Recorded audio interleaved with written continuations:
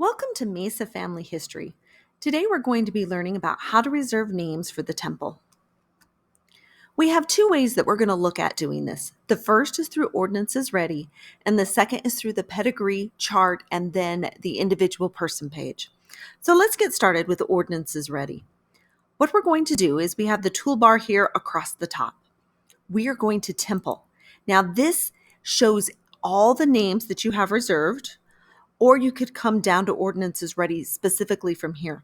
I like to go to all reserved first so I can see what's in my temple account before I move on and start using Ordinances Ready. And I can see here that he has 10 reserved. This is actually Eric's account, so we're looking at it. But we want to go ahead and do an Ordinances Ready temple reservation. So what I'm going to do is I'm going to click over here to the right on Ordinances Ready. This will bring up this window right here, and we can select the type of ordinance we would like to reserve. Do we want to do baptisms and confirmations? It will bring back up to 5 of those. Initiatory, it can bring back up to 5 of those, I believe, as well. It could be 10, but I think it's 5. An endowment will bring back 1. Sealing to parents is 10, and sealing to spouse will bring back 5. So we are going to go ahead and do initiatory. I'm clicking on this, and what it's going to do is search the system. And first it will search his reservation list. And if there are any initiatories in there, it will bring those back for him to do. Then it searches the shared temple reservation list. In other words, when he has a cousin that reserves a name, might be a very, very extended cousin, shares a name with the temple that they have already reserved, this system will go out and search that shared temple list. And if there are any family names that are related to Eric on there, it will bring those names back. And this is the only system that will do this. None of the other programs out there will do this, but Ordinances Ready will. If it doesn't find names in his reservation list or through the temple reservation list, then it will search his own family tree for names. And then if it can't find names in his own family tree, then it will go out and get a random shared name from the reserved temple list. So what it found was 5 people, 2 from his reservation list and 3 from the temple. So we're going to go ahead and view those people. Here we see the 2 from his reservations. It says My Reservations. And down here are the 3 from the temple. Now, if we want to view the relationship of these individuals, all we have to do is click on View My Relationship. And then it will bring up that this is his second cousin twice removed. And it shows his line going backwards here until we get to the common ancestor, which is George James Watkins. And then it shows the line coming down. So this is his grandfather's second cousin, or his second cousin twice removed. Now I'm going to close that relationship box. I could view my relationship with any one of these individuals. But what I want to do is go ahead and take these names to the temple. Now, I will insert right here, it is good to always view your relationship and see how you're related to these individuals. I'll actually take that relationship and write it on the back of the temple card or the front of the temple card so that I know when I go in there how I'm related to these people. If I wanted to actually go into the person's page and learn about them, I could click on this blue icon here and go in and learn about them. But for now, we're just going to go ahead and take to the temple. So I would click on Take to the Temple. It has brought up a print request list, and I'm going to click Continue. And these are the temple cards that I could go ahead and print and then take to the temple.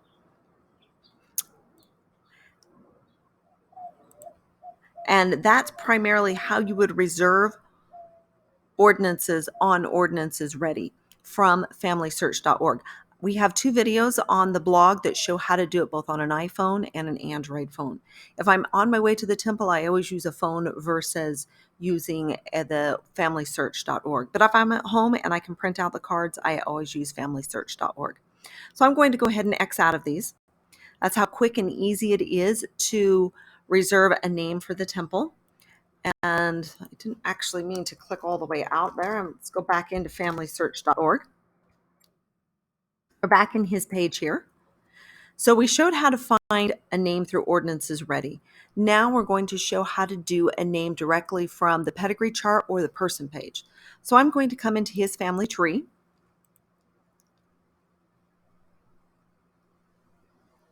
And we're going to scroll down here and we're going to go back on his line right here.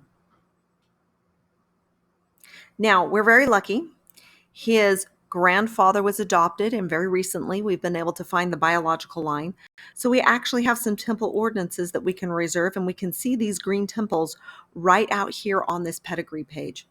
I could click on the green temple right here, and I can actually reserve from this position right here. But I'm going to go in so you can see how to do that. If I wanted to hit request here, I could. In fact, let's do that. I'm going to uncheck this one, and I'm going to hit request from this position. And it goes through the church policies, which you need to read if you have not read them. You will accept the church policies regarding temple ordinances, and that temple will be reserved. Sometimes it floats a little temple up to your temple, but it didn't this time. So now if we click on it again, we can see we have reserved his baptism, confirmation, initiatory, and endowment. Now we're going to be looking at reserving to sealing to spouse. So I'm going to click out of here, and I'm going to go into Jack Lawler himself. And now that we're in his page, I'm going to come over here to Ordinances. And it will bring up his temple ordinance page. It shows that Eric Jewell has reserved the baptism, the confirmation, the initiatory, and the endowment. Now from this page, he would like to go ahead and request the sealing to parents and the sealing to spouse. So we are going to go ahead and do that. We can request right down here, and we're going to accept. And those have now been reserved. So he has reserved those ordinances. If we want to go back up to temple over here, go back into all reserved, we can see that Jack Lawler has now been reserved. Any name that you would like to double check for sources or verify or just learn about before taking to the temple, you can come back into your temple tab at any point. Find the person you would like to learn about. Maybe I want to learn more about D.J. Hollingshead, and I can click on him, and I can go into his person and learn more about this individual. So that is what we have for reserving names for the temple. Now I'm going to show one more thing that is coming. This is on beta.familysearch.org. This is in the individual's person page. This is something very exciting. We don't know when this will be available. It's at some point in the future. Right now, if a family member, an extended family member, has shared a name with the temple, then you can use Ordinances Ready and hope that it goes out and finds that name, or you can contact that person directly, or you can contact FamilySearch and say, can I please have that name to do?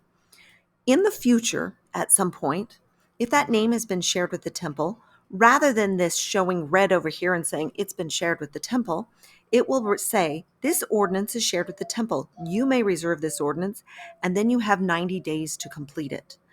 And I could click request, and I could request that name and accept it, and it would be reserved for 30 days. Because we're in beta, it's showing some unusual things here, but that is something that will be coming hopefully soon in the future. Thank you and good luck as you reserve those names for the temple.